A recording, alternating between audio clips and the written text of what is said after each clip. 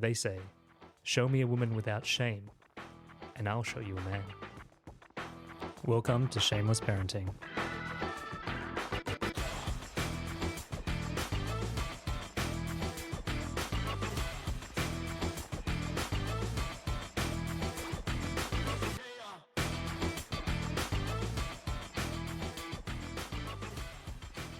And we're back. We are back. A little bit late, but better late than never. Better late than never. The kids have been pretty sick. Yes. And this little guy, you might hear him snuffling. Only 6 weeks old, but he's already had 3 colds. Problem with being a fourth child. I know, he just gets the dregs of everything. everything. Yeah. Funnily enough, this whole thing of, saying to Rose, don't touch your brother, it doesn't really work so well. No, almost does the opposite. Well, today we've got a bit of a listener question around leave, around going back to, taking maternity leave, coming back to work. It's something that is very close to our hearts. You're currently on maternity leave. Yep. And I've just had a period last year of 7 to 8 months of paternity leave, which is the first time I've ever had such a time, unbroken time with the kids as primary caregiver. Yep. Yeah. So let's jump straight into the question today. So I'll read off my phone here. So here's the thing. My partner is on maternity leave with our young child, and I'm working full-time to support our family. I come home exhausted, expecting a warm welcome, but instead, I'm bombarded with demands and general chaos. It's like stepping into a tornado, and I just need some time to decompress. But explaining to my partner, it feels impossible. She's been dealing with the baby all day, I get it, but work isn't easy either. Oh my God. How do I find a balance between being supportive to her, but taking care of my mental health? Oh, I had to throw that in at the end. Mental health is it's like in vogue right now, isn't it? God. Reactions? I would say that amazing time that you had, whether it was on the train or in the car, where you could just listen to a podcast, and that was your decompression time.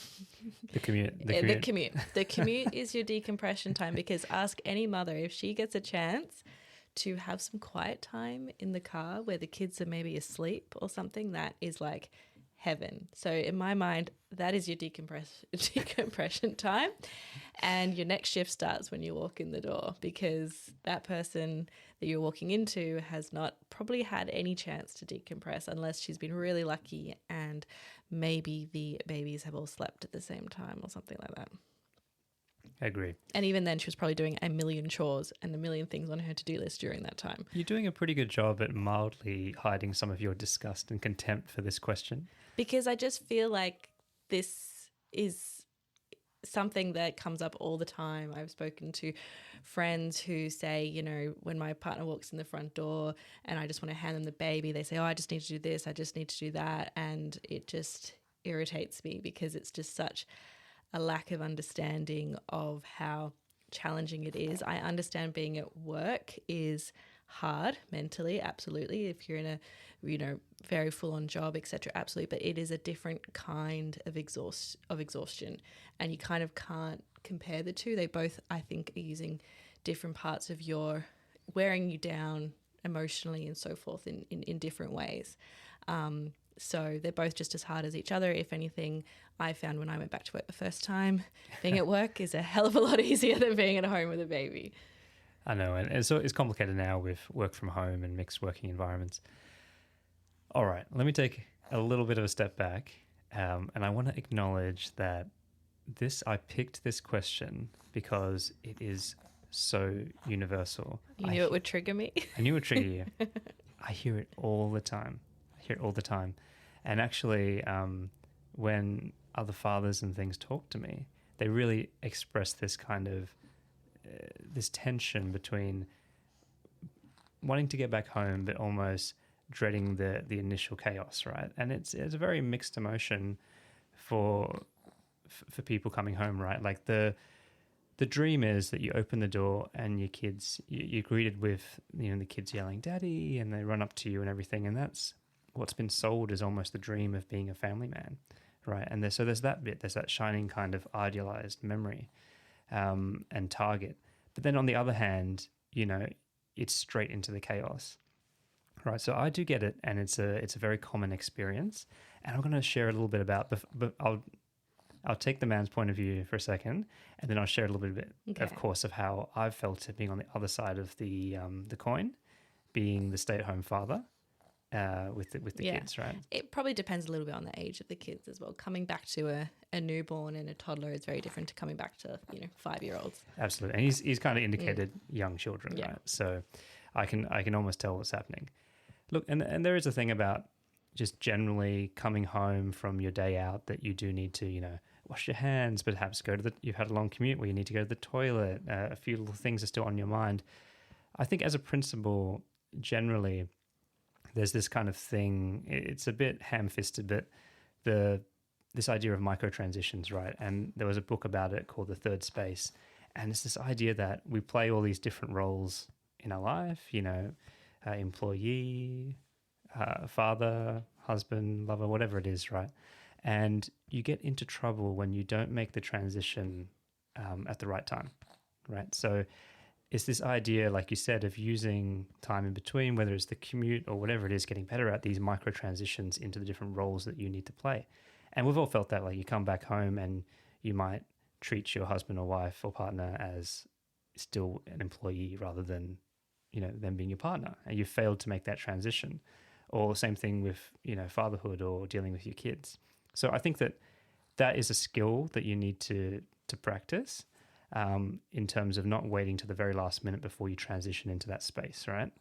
And there's this really good, I think you sent me this reel on Instagram about this kind of comedic content guy who made a film about this exact thing, where he was in the car, he's like, take a few extra minute just in the car as he pulled into the driveway, get yourself into the zone, try to survey the land. Has it been a hard day? Has it not? And then he's having all these dreadful thoughts, and then he comes and he's like, "Hi, honey," and tries to amp it up the energy and everything. So it is a real thing, is a concern.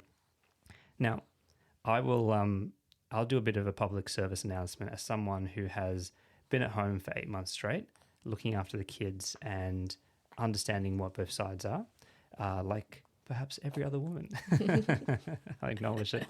It's nothing special, but I guess my thing is that while a lot of dads that I talk to almost take issue with the fact that you're insinuating, or a woman is insinuating, that they don't know what it's like, I will kind of hand on heart say that it is very hard to know what it's like to be the full-time carer and stuck at home, and the unique challenges that come with that, unless you do it for a meaningful amount of time. And I'm not talking a couple of months. I'm talking, over 6 months, right? Mm-hmm. My tour of duty was already relatively contained, even though it didn't feel like that. And you almost think as a man that, yes, work is stressful, and, there are other challenges, but I've got to tell you that the fatigue that comes with the monotony and the relentlessness of caregiving, it definitely does wear you down in a way that is very unique and very singular. And I know from, my experience that when that 4 o'clock to 5 o'clock comes round, you are clock watching. You're trying not to, but you're clock watching, and you're trying to keep it together, and you're desperate for that variation, that change, that in fact in times where where you get into trouble is you expect that your spouse is going to come home at 5 on the dot or whatever, and then you get that dreaded message that says, I'm actually running half an hour late, and you just be like, oh, that's fine, but inside you're crumbling because you really needed that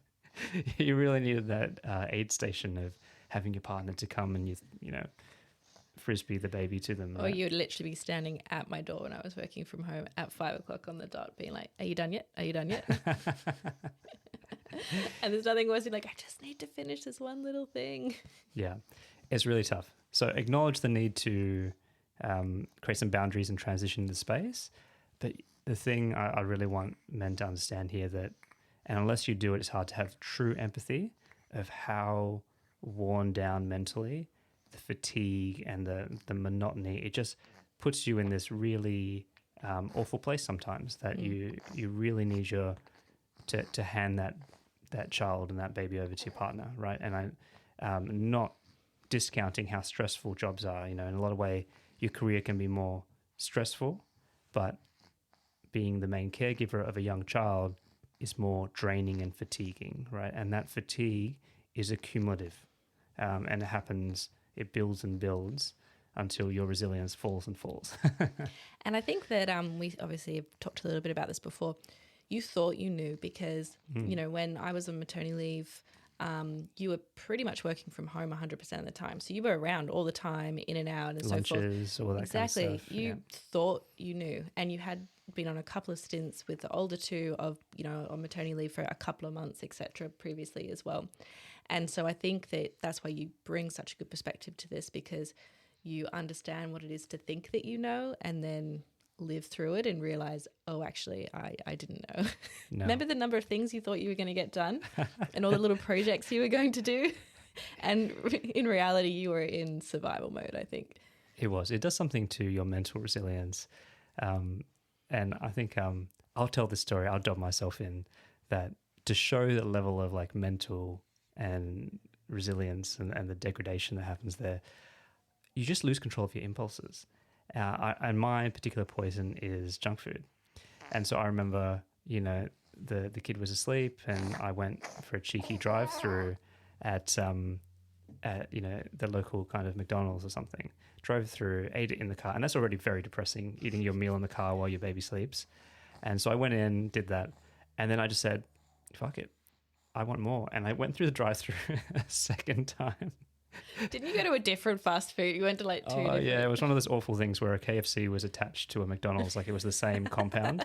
And so I went through the KFC and then did it again. And then I had this moment when I was finishing my food where I just saw my reflection in the rearview mirror and I just said, oh, this is low. This is a new low. And my kid's at the back.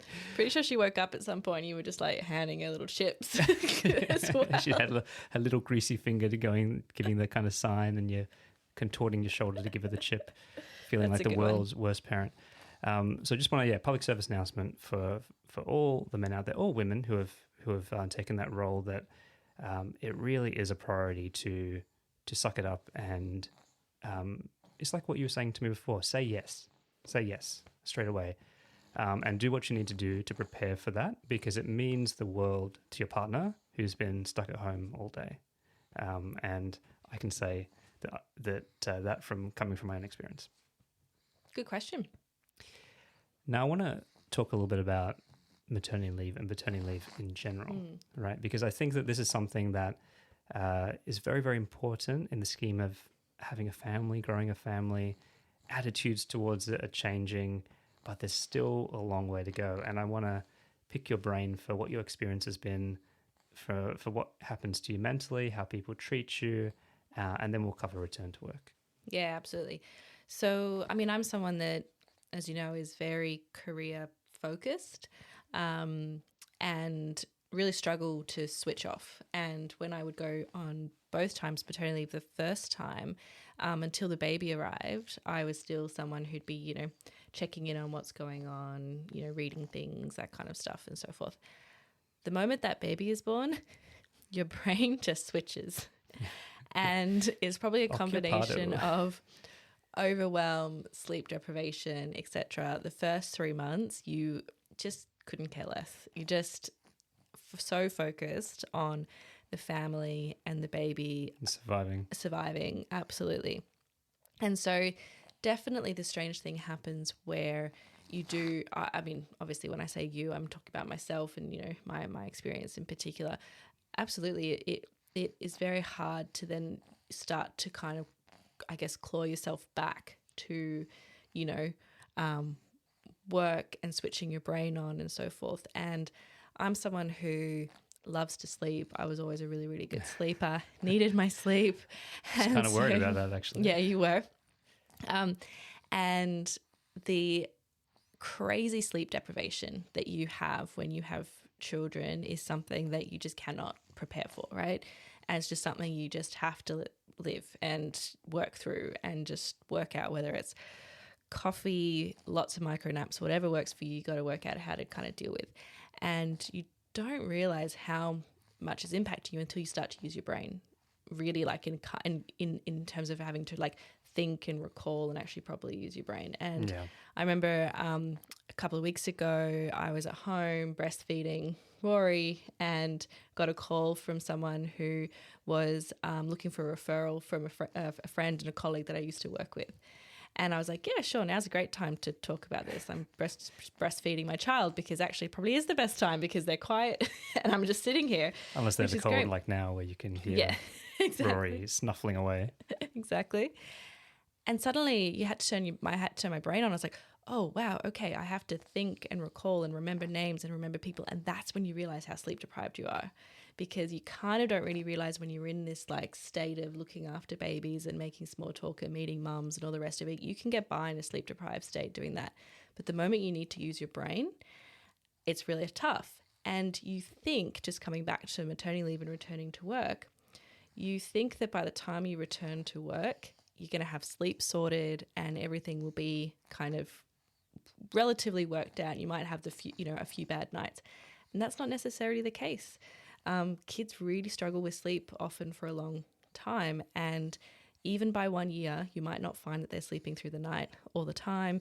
You might still be having to get up and breastfeed, and so understanding the realities of returning to work is really, really challenging, and understanding how you're then going to deal and what things are you going to be putting in place to help deal, I think, with the sleep deprivation that you're probably going to still be having even when you return to work, I think is something that's really important. Yeah, that's a good one. I mean, I think that in the kind of jobs that we've worked, there's always been decent maternity leave policies and paternity leave policies. I have seen that pivot from purely recognizing women to men over the last kind of 5-6 years, which has been great, right? And the kind of things I'm talking about are things like having no time limit. So a lot of policies only allowed you to use paternity leave in the first year, which can be hard with the whole breastfeeding thing, right? So that's been extended. But I must say that what we need to work on is a little bit more around the stigma of it and the way it's approached by the whole of the business. What I am specifically talking about is that it has to be acknowledged that there is a cost to the individual to take leave, right? Even if it's a paid leave, which is a great first step, and not everyone gets that, so I want to acknowledge that first off. But every time, for example, I'll put myself in the story. Every time I have taken paternity leave, there has been a personal cost to me, right? And sometimes it's subtle, sometimes it's very overt. And I won't talk specific employers, but I know certain managers that literally, because I'm not a woman, there's no sensitivity around it. They've pretty much said to me, well, you're going on paternity leave, so your colleague's going to have to get the job. As in get a promotion or whatever that may have gone to you. Yeah. Yeah, or just, well, this is the reality of it because you're going. And it's probably because it's seen as a choice in the way that maybe a woman going on maternity leave is less of a choice because indicates you're having a baby. Maybe less dedication, whatever it is, right? And this was coming from a woman too, by the way. So it's not always a male to female discrimination. It's inbuilt in the system, in the realities of corporate life, right? And then there are other times where I've had managers to say that even though I've given, a 6-month window or something similar, they've just balked at the fact that, they've said, oh, Ryan, so-and-so, we've been planning for their paternity leave for over 12 months. I'm like, how is that possible? The baby only, it's a 9-month gestation. Anyway, it's just a different attitude. And I think that needs to really get better, right? There are still maybe not an overt stigma, but there are consequences. There are real consequences that happen. If you're a man, you don't have the same sensitivities. Your employer doesn't have the same sensitivities with you. Or I know plenty of men on pat leave that have had redundancies given their way without consideration, and if it was a woman, they're very, very careful about that thing. Yeah, and the thing is, one of the reasons why it's so important that these policies are put in place is because we want men to be taking parental leave. We want them taking on care responsibilities to help their female partner, if they are female, be able to return to work and so forth as well.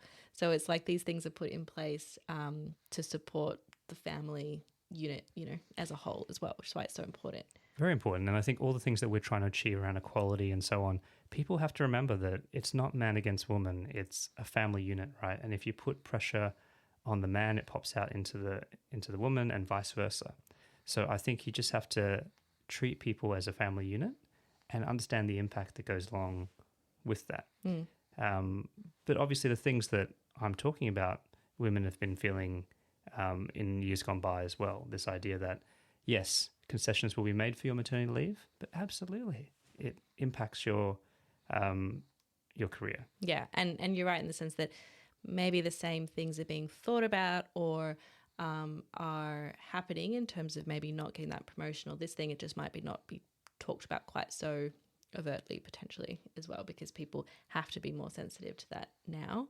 Or in the opposite way, maybe people are really want to be seen as champion women, and therefore they're saying there is no difference between getting this promotion if you're a man or a woman and so forth, and maybe it means it is all really, really equal because people are trying really hard to focus on supporting women and women returning to work and so forth, which is a really, really good thing. And I would say, my experience has actually been very positive in that regard, because all of my employers have always wanted to be seen as really supportive of people taking maternity leave and time out for the family and supporting the family unit.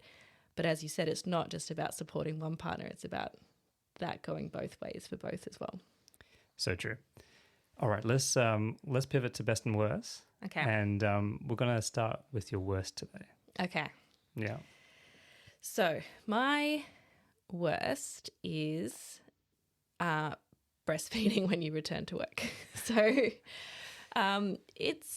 I personally hated it. And most women that I know, if they were breastfeeding, still were breastfeeding when they returned to work. And I remember I had grand plans of having Rose on a morning and an evening feed, so I'd be able to do those at home. And then during the day, she'd be on solids and everything would be fine. The reality is, and what I realized is, it's not just up to you. Your baby also is determining how many milk feeds, etc., that they want. And if they're not quite ready, it can be really, really hard to maybe get to the stage that you want to be. So breastfeeding when you return to work, I personally really disliked it. I know not everybody feels that way, but I really hated having to pump, bring all the stuff, all the rest of it. That was absolutely my worst. It also means that you need to still continue to think about what clothes are you going to be wearing to work, because you need to have access in order to pump, and making sure you've got the right support and privacy and so forth there as well. Just a quick segue into a bit of a story that I had, where when I returned to work about a month later, we moved offices and I wasn't sure where the parents' room was. Yeah. And I thought I could spend time trying to work it out, but I was feeling really, really busy, and it was already a hassle that I needed to take time out of my day to go, pump and so forth as well. So I thought, I'm just going to go into the disabled bathroom and pump there. And as I was walking around the room pumping, I must have triggered the sensor, and the door swung open on me while I was standing there pumping at work. And as everybody knows, these doors do not close quickly. You cannot make them close. You have to press that bloody button and wait for it to close and hope. And so then I was like, I'm just going to stand on the far side of the bathroom, just hoping I don't trigger this door again while I'm trying to pump. It's just awful. I don't understand why those doors do that. And you can only lock them once they're fully closed. Once they're fully closed, exactly. And so it's like this race between someone pressing it on the other side or you triggering it again. It's like, they're already disabled. Why would you want to introduce so much risk and panic into their privacy? Yeah. I don't get it. So having a plan around that, I would say a plan A, plan B. I know lots of people, which is something I'm considering potentially this time around, think about doing mixed feeds as well if they don't want to pump. So do we start to do formula during the day when they're in daycare and breast milk at night, etc. Find what works for you. Some people love it and want to continue pumping. Some people manage to completely wean their children so they're not having breastfeeding at all, etc. But I personally found that being in work mode and being at work and then having to try to carve out time during your day to go pump. And then you're constantly stressing about how much milk you're getting and are you getting enough milk and storage of that milk. I found I really, really disliked it. One of the things I would recommend as part of that is thinking about your milk storage device. So I ended up bringing this sandwich bag kind of thing that was filled with ice that I would then put my milk in and hope that it would be okay and kind of last the day. But there are better products out there. And I've seen recommended and these like bottles, the properly insulated bottles for that you can store your milk, and you could use the same for formula as well so you just have this nice little discreet bottle that you can put in your bag. I know the Ceres, which is CERES bottle, is one that's really, really recommended. So have a think about that as well. So you're not like me having to lug around this little insulated massive sandwich bag full of your milk and ice to and from work as well. Like some kind of weird organ donor transplant situation. 100% that's what it feels like. It always leaks and everything. And it's really great when you got to go out for dinner after work or something as well, and you're like bringing a little bag of milk with you. Is there a market opportunity for Stanley Cups here? Probably. All right, so your best? Okay, so my best, or what I would recommend, is save some money up to do a big shopping spree when you're going back to work, because chances are, I would say, and I would almost say guarantee, the clothes that you wore before you were pregnant are not going to fit when you are returning to work. That goes for men as well. Yes, definitely in your experience. Your body has changed. Your boobs are probably a lot bigger, which means things are going to feel tighter around the chest. Fun fact that I didn't know, that your shoe size can change. So I've actually gone up an entire shoe size from an 8 to a 9 since my pregnancies, which means all my heels don't fit anymore, needed to buy new shoes. So my recommendation is, one, if you know you're going to be getting pregnant, maybe don't invest and buy new clothes yet. Wait until you are returning from maternity leave. Get a nice new wardrobe that's going to fit you really good and make you feel really good. Also, because if you are pumping, you'll still need to then be thinking about feeding, access, friendly clothes and so forth as well. So I would recommend save up and plan to buy yourself some really nice new return to work clothes that are going to make you feel really good as well. Very good. All right, my best and worst. I am tempted to combine, but I might not. So I'll start with my worst. Actually, no, I will. My best and worst, I'm going to combine it into the humble smartphone. I think as a stay-at-home parent, you have this very weird relationship with your phone, your smartphone.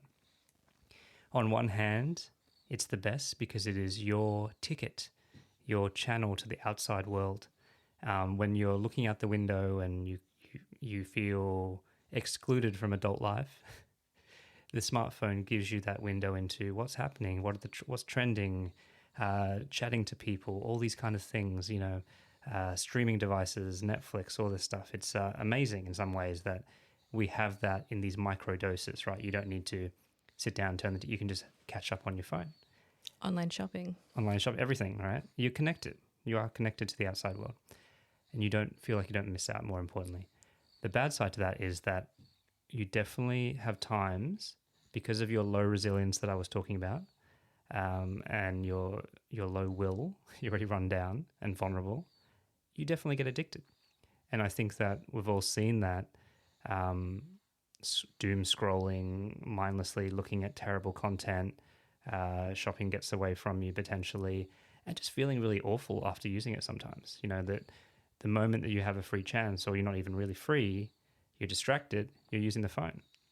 And you end up kind of feeling a little bit disgusted that you're not more present sometimes because you're so run down. And that's a feeling that, fathers and mothers have that I speak to. So and for that reason, it's my best and worst. Now, for a special call out for worst, and again, this is no shade, but a little bit, is unfortunately, when you're going through this as an individual, going through maternity leave, paternity leave, whatever it is, raising young children, it makes all the difference in the world to have a manager who is understanding, right? And as I said at the start of this, the only true way you can be understanding and have empathy is if you kind of understand what it's about. So it is very hard, very challenging in my experience to have a manager that is either that has zero family responsibilities. It doesn't mean that they're a man or woman or whatever it is, but if they have zero responsibilities, because they could be a family man that just doesn't really get involved because they have a stay-at-home wife or whatever it is, or vice versa, it does become a little bit challenging, and there are always these missed kind of communications and opportunities because they may not really understand what it's like, so they don't truly value the obstacles that you may face. It's an impossible thing about life that you can't really empathize with something you don't understand in a lot of ways, truly. But I have found that it does make things that much more difficult. Yeah, that's mine. That makes sense. Love it. Yeah. I'm going to challenge ourselves on something that I've noticed we've done a lot in this episode, which is we've often said something and kind of started with the heteronormal way of saying something, a husband and wife, and then as a side added or the husband or the wife to kind of be. I think we should challenge ourselves more to try and go with maybe the other scenario just as much first, rather than kind of adding, or it could be the wife who's also the one that's at work as a as an afterthought to be seen, obviously, as being. I think we should challenge ourselves better in that way. There's I love it. There's that act of microdiversity. Yes. But we'll stand up that I'm talking about the man staying at home. Yeah. So some points, right? Marginal bench points. Fair enough. All right. Okay, until next time. Thanks. Bye. Bye.